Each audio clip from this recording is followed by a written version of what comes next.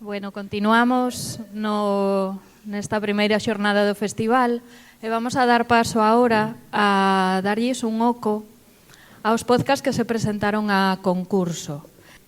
Nesta primeira mesa temos connosco a Carlos Sardiña, que presenta a concurso Baixo a luz dormida.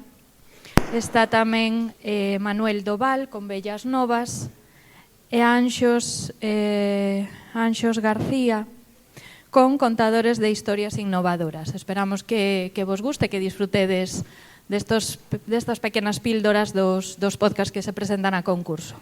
Gracias.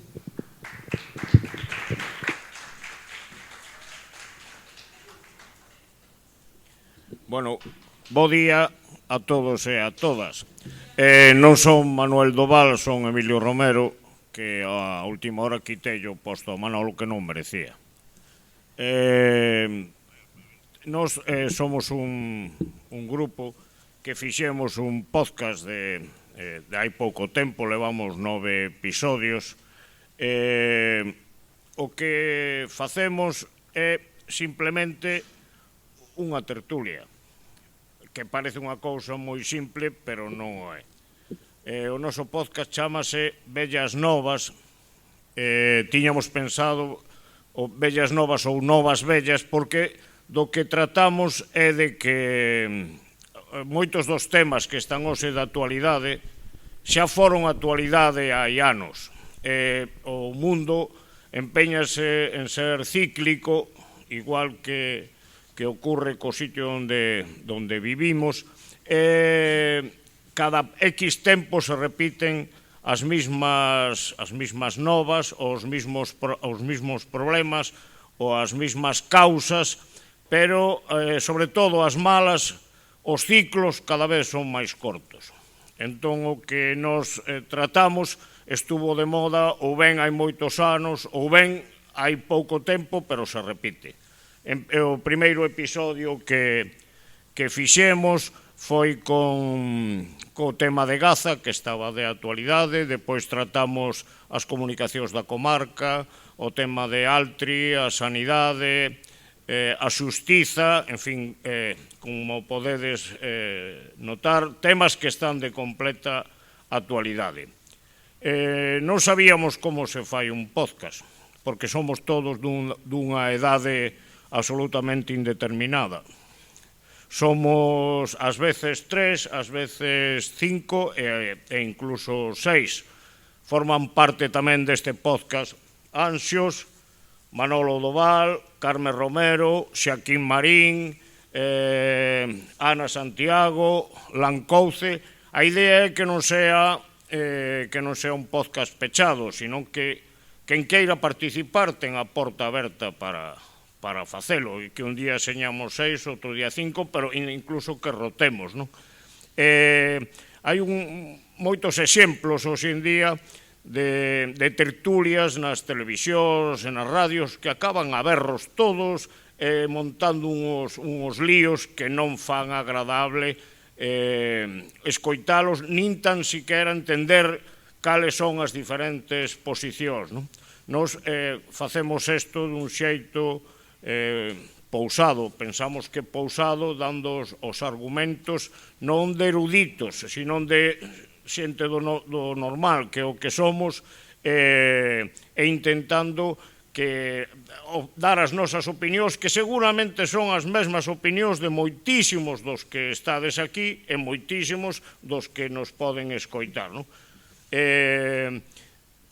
Temos, eso sí, procuramos acompañar os podcasts cunha introdución que é lida para enfocar un pouco o tema e por que escollemos esa temática.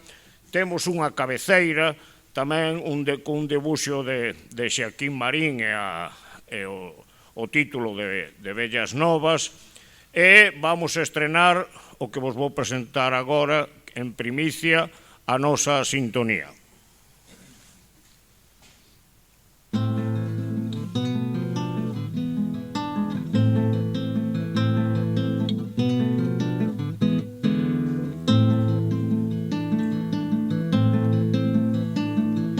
Vellas novas, novas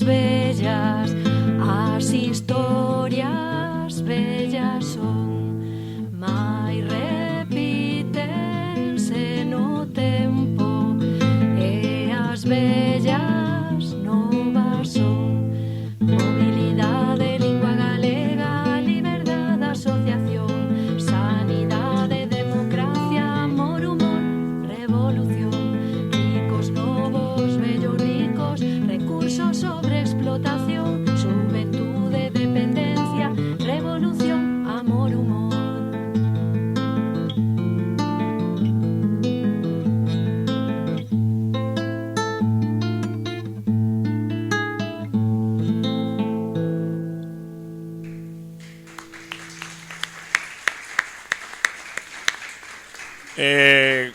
Cumplindo co que se explicaba no obradoiro de antes, xa temos cabeceira musical, cabeceira de debuxo, temos un nome do podcast e o tema das redes estamos empezando.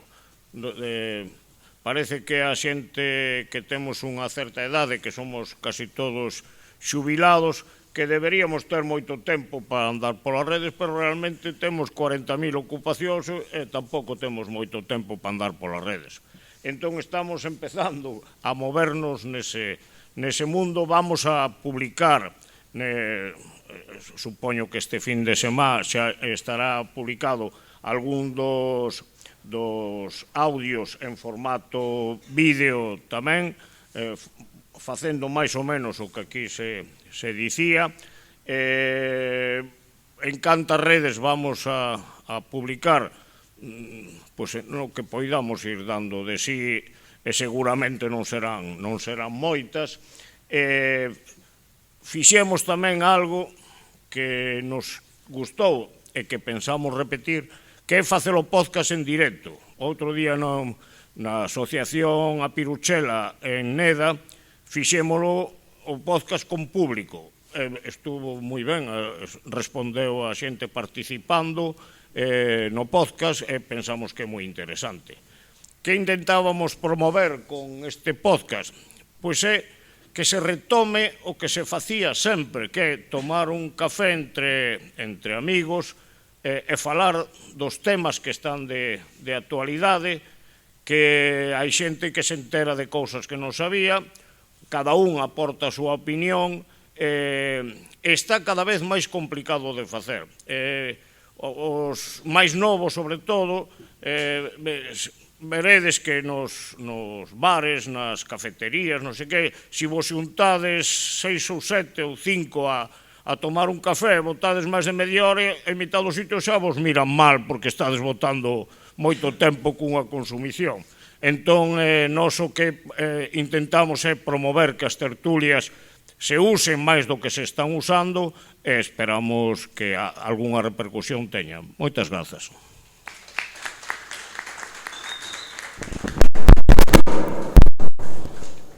Non rompas nada, Carlos. Cambia pa aquí, que este soa ben. Cambia pa aquí. No, cógese. Hola. Hola. Bueno, perdón, en galego. Bos días a todos, son Carlos Sardiña. Vou presentar un podcast de ficción. Quero agradecer a Antón Cortizas, que está aí, que puxo voz neste proxecto, e a Divina Arnoso, que non está, creo. E nada, aproveitando que están aquí tantos rapaces con moitas inquietudes, dicirvos unha cousa, eu son ilustrador e non me dedico para nada a facer estas cousas. Últimamente estou ouvindo cousas de que a meterse case intrusismo en estas cousas. Equivocadevos, faced o que queirades e aprenderedes. E nada, vou poñer xa o podcast porque é moi longo. Nada, veña. Apagade as luces. Capítulo 1. Auga.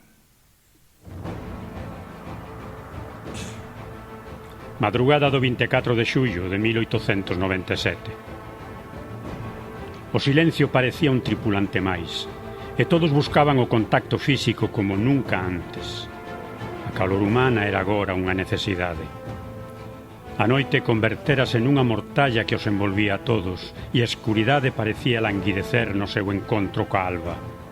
Cada vez eran menos e os mariñeiros exixían facer as gardas por parellas, por temor a quedar sós, que axexaban a penumbra.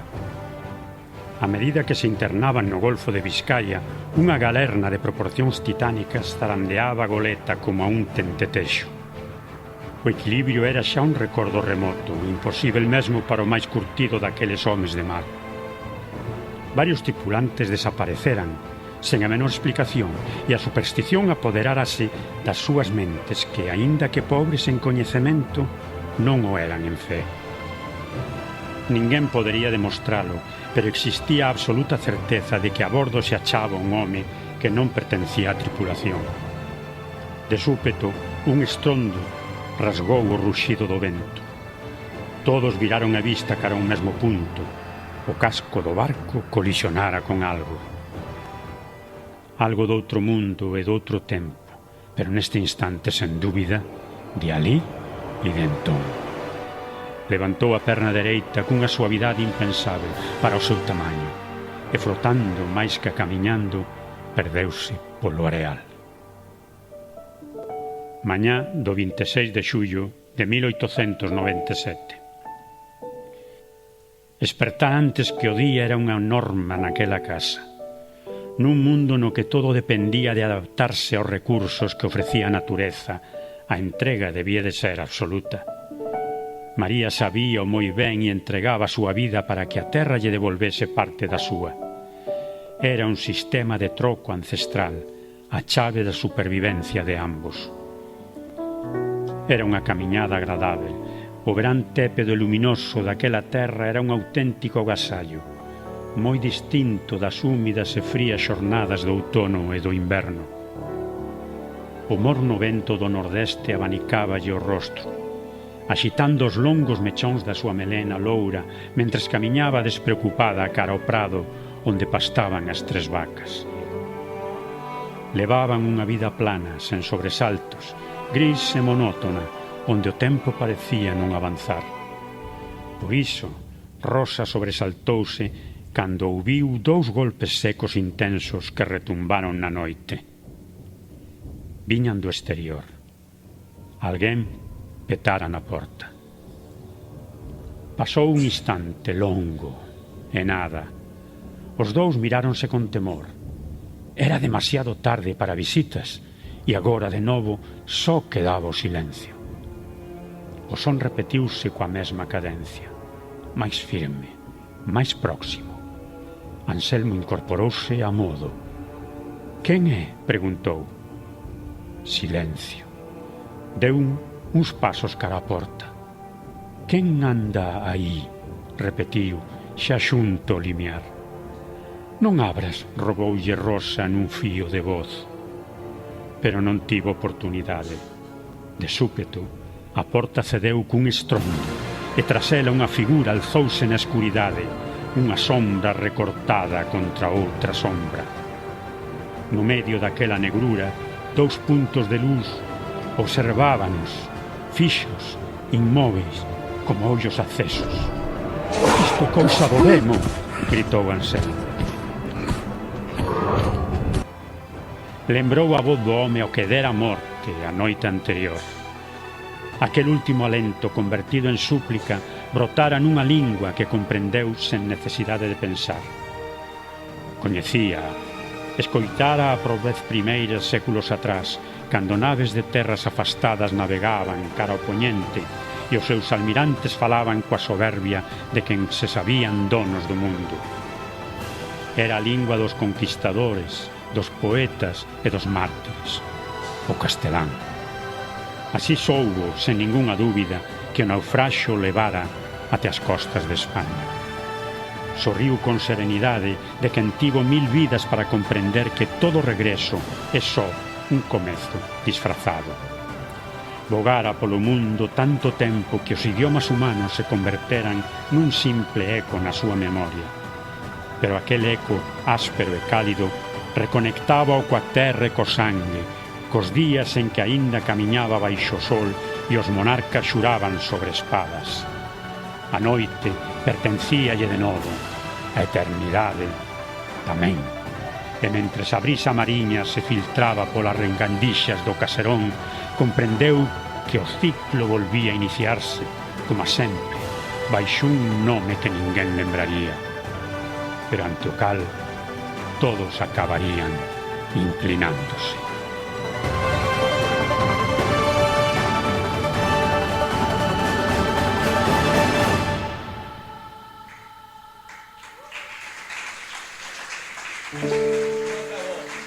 Mañá do 17 de outubro de 2024. A muller sacudiu suavemente o paraugas ao entrar no bar. Había pouca xente, e o camareiro, afeito á súa clientela habitual, non logrou recoñecela. O seu acento delatouna ao pedir un café longo. Non era da zoa. Acomodouse xunto á barra, e como era de esperar, mergullouse de inmediato no seu teléfono móvil, sostendo a cunca sen mirar a sequera. Pasou case media hora antes de que pedise a conta. O seu rostro atraía as miradas.